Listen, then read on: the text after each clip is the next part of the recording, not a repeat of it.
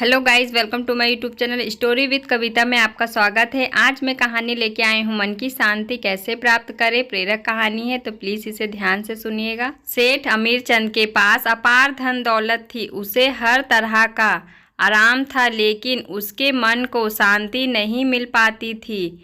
हर पल उसे कोई न कोई चिंता परेशान किया करती थी। एक दिन वह कहीं जा रहा था तो रास्ते में उसकी नज़र एक आश्रम पर पड़ी।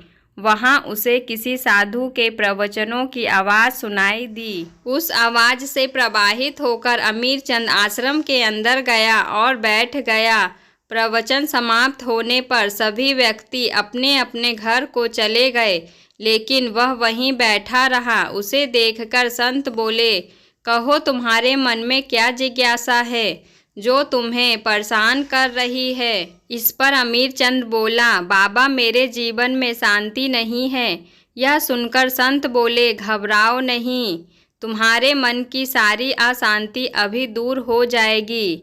तुम आंखें बंद करके ध्यान की मुद्रा में बैठो। संत की बात सुनकर ज्यों ही अमीर चंद ध्यान की मुद्रा में बैठा, त्यों ही उसके मन में इधर उधर की बातें घूमने लगी और उसका ध्यान उचट गया। सेठ बोला, चलो जरा आश्रम का एक चक्कर लगाते हैं।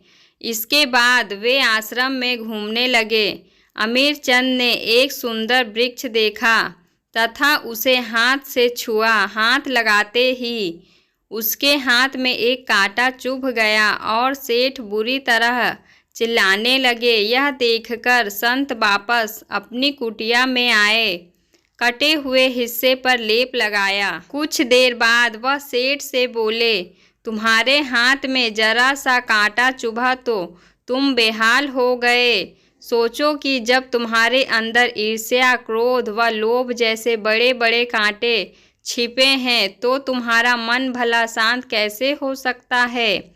संत की बात से सेठ अमीर चंद को अपनी गलती का एहसास हो गया। वह संतुष्ट होकर वहां से चला गया। उसके बाद सेठ अमीर चंद ने कभी भी ईर्ष्या नहीं की, क्रोध का भी त्याग कर दिया। ईर्ष्या, घृणा, द्वेष ये सभी बुराइयां मनुष्य को नरकगामी बनाती हैं, इनसे हमेशा दूर रहें। तो दोस्तों, आपको ये कहानी कैसी लगी? यदि अच्छी लगी हो तो मेरे चैनल को लाइक, शेयर, सब्सक्राइब करना ना भूलें। बेल आइकन की घंटी को प्रेस कर दे। तो मिलते हैं दूसरी वीडियो में दूसरी कहानी के साथ। धन्यवाद।